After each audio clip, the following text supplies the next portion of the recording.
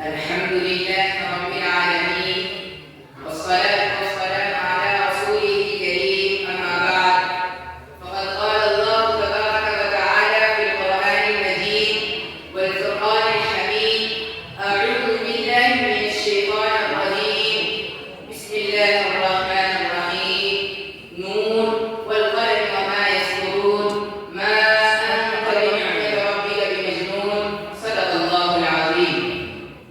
محترم سامعین کرام، آج میری تقریر کا عنوان وہ عنوان ہے جس کی ضرورت ہے۔ وہ عنوان نہ سیاست سے متعلق، نہ تجارت سے متعلق، نہ امامت سے متعلق، نہ خطابت سے متعلق، بلکہ رحم و کرم کے بہتر رب العالمین کے محبوب آقا محمد رسول اللہ صلی اللہ علیہ وسلم کے اخلاق کریمانہ کے متعلق ہے۔ محترم سامعین کرام، پروردگار عالم نے اپنے محبوب کو دنیا میں ایسے وقت میں مبعوث فرمایا جب دنیا کے حالات بگڑے ہوئے تھے، لوگوں کے عقائد و معاملات، طور طریقے، رہن و سہن، تجارت و خدمت، سیاست و قیادت، اخلاق و کردار کے لحاظ سے اس روئے زمین پر کسی انسان کے تلاش کرنے سے نہیں ملتی، بلکہ انسانیت کا پورا نقشہ ہی بدلا ہوا تھا۔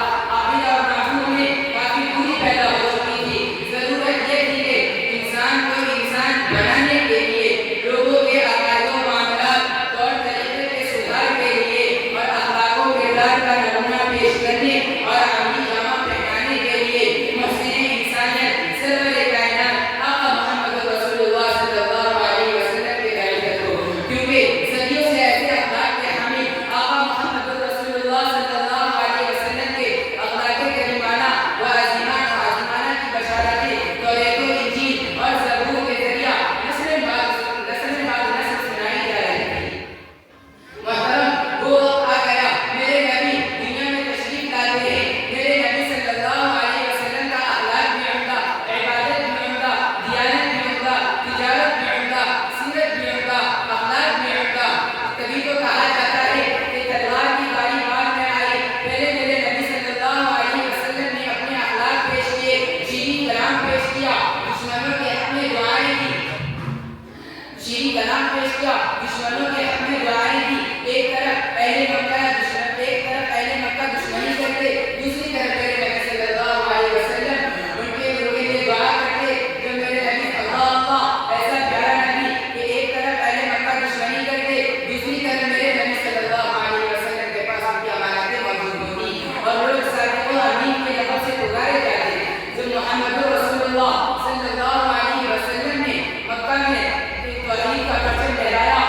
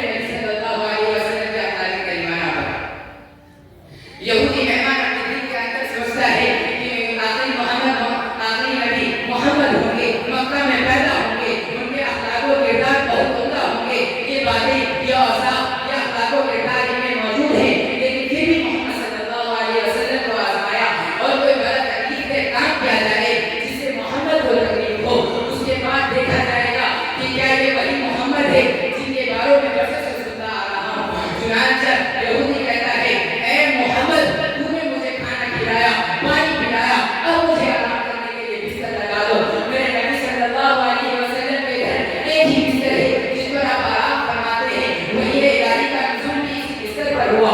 میرے نبی صلی اللہ علیہ وسلم کا بستر پاک و صاف ہے.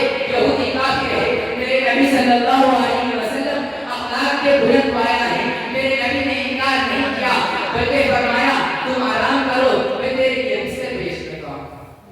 میرے نبی آقا محمد رسول اللہ صلی اللہ علیہ وسلم یہودی مہمان کے لیے بستر پیش کرتے ہیں. یہودی مہمان فوراً بستر پر لیٹ جاتا ہے اور میرے نبی صلی اللہ علیہ وسلم کے بستر کو نجس و ناپاک کر کے رات کی تاریکی میں گھر کا راستہ اختیار کر لیا. محترم میرے نبی صلی اللہ علیہ وسلم کی طرف یہ فکر یہ جستجو یہ تلاش یہ کیفیت میرے نبی صلی اللہ علیہ وسلم کے عمدہ اخلاق کی دلیل ہے. جبھی تو قرآن کہتا ہے انک لعلی خلق عظیم لقد کان لکم فی رسول اللہ اسوۃ حسنہ. جب میرے نبی صلی اللہ علیہ وسلم پریشان ہو کر ادھر ادھر تلاش کر چکے تو پھر میرے نبی صلی اللہ علیہ وسلم اپنے حجرے میں تشریف لاتے ہیں بستر اٹھاتے ہیں پانی اٹھاتے ہیں اور نبوت کے ہاتھ سے بستر کو صاف کرنا شروع کرتے ہیں. اتنے میں میرے نبی کا غلام بلال حاضر ہوتا ہے. بلال یہ منظر دیکھ کر ترک جاتے ہیں. بلال کہنے لگتے ہیں یا محمد رسول اللہ صلی اللہ علیہ وسلم یہ کام میرے ذمہ کیجیے. میں آپ کا خادم اور غلام ہوں. میرے سے آپ کو تکلیف اٹھانے کی ضرورت نہیں. دنیا والوں میرے نبی صلی اللہ علیہ وسلم کا جواب سن کر اپنے اخلاق بنائیے اپنے کردار بنائیے اخلاق نبی صلی اللہ علیہ وسلم پر عمل کیجیے. میرے نبی صلی اللہ علیہ وسلم فرماتے ہیں بلال مہمان میرا تھا نہ کہ تیرا اس لیے خدمت کا حق تیرا بنتا ہے. کل اگر میرے رب نے مجھ سے یہ سوال کر دیا تو یہ سوال مجھ سے ہوگا تم سے نہیں. میرے نبی صلی اللہ علیہ وسلم فرماتے ہیں کہ بستر کو میں حساب کروں گا. حضرت بلال دیکھے جا رہے ہیں میرے نبی صلی اللہ علیہ وسلم بستر بات کیے جا رہے ہیں. آج ایسا اخلاق مسلمانوں کے کردار میں بات میں عبادت میں عادت میں سیرت میں مزاج میں عدالت میں حیا میں شجاع میں قضا میں ایمان میں آ جائے اور محمد صلی اللہ علیہ وسلم کی پیروی ہو جائے تو پھر سنیے میں کہتا ہوں یقین ہی نہیں بلکہ پورے یقین کے ساتھ کہتا ہوں کہ آپ کی عزت ہوگی آپ کی اہمیت ہوگی آپ کی حقیقت ہوگی. لیکن جب آپ نے اپنے اخلاق و کردار کو بگاڑا نبی صلی اللہ علیہ وسلم کی سنت کو چھوڑا تو پھر کیا ہوا؟ آپ کے ہاتھ سے حقیقت گئی آپ کے ہاتھ سے عزت گئی آپ کے ہاتھ سے پہچان گئی. بزرگوں اور دوستوں آج دشمنان اسلام یہود و نصارا اور دوسری دنیا اسلام دشمنتا کرتے مسلمان کو ذلت کی نظر سے نہیں بلکہ ذلیل سمجھتی ہے. ضرورت یہ ہے کہ محمد صلی اللہ علیہ وسلم کے اخلاق کریمانہ کو اپنایا جائے. تو آج میں یہ کہہ رہا تھا کہ میرے نبی صلی اللہ علیہ وسلم یہودی کا ناپاک کیا ہوا بستر پاک کر رہے ہیں. ادھر یہودی کو آدھے راستے میں یاد آتا ہے کہ میں اپنی تلوار چھوڑ کر جا رہا ہوں. یہودی مہمان نے فکر کی ہمت کی کہ چلو ابھی محمد بیدار نہیں ہوئے ہوں گے صحابہ بیدار نہیں ہوئے ہوں گے جلدی سے جاتا ہوں تلوار لے کر واپس آ جاؤں گا. تیز قدموں سے یہودی مہمان جب میرے نبی صلی اللہ علیہ وسلم کے دربار میں دوبارہ حاضر ہوتا ہے تو عجیب و غریب منظر دیکھتا ہے. میرے نبی بیدار ہیں صحابہ بیدار ہیں حضرت بلال بیدار ہیں پانی موجود ہے بستر موجود ہے. جب میرے نبی صلی اللہ علیہ وسلم کی نظر یہودی مہمان پر پڑتی ہے تو میرے نبی سرور کائنات آقا محمد رسول اللہ فرماتے ہیں میرے مہمان تم کہاں چلے گئے تھے؟ میں نے تجھے تکلیف دی درگزر کرنا. رات میں اگر مجھے اٹھایا ہوتا تو محمد تیری خدمت کے لیے حاضر ہوگا. میرے نبی صلی اللہ علیہ وسلم کی یہ شفقت یہ محبت یہ حوصلہ مندی یہ درگزر میرے نبی صلی اللہ علیہ وسلم کے دہنے اقدس سے موتی بن کر نکل رہے تھے. یہودی حیران و پریشان تھا لیکن اطمینان تھا کہ اسے کامیابی مل گئی. یہودی مہمان کہتا ہے اے محمد بس کر میں نے تجھے تکلیف و پریشانی دی ہے اذیت دی ہے تیرے شان میں گستاخی کی ہے. اے محمد بستر بعد میں بات کرنا پہلے مجھے کلمہ پڑھا دے اشہد ان لا الہ الا اللہ و اشہد ان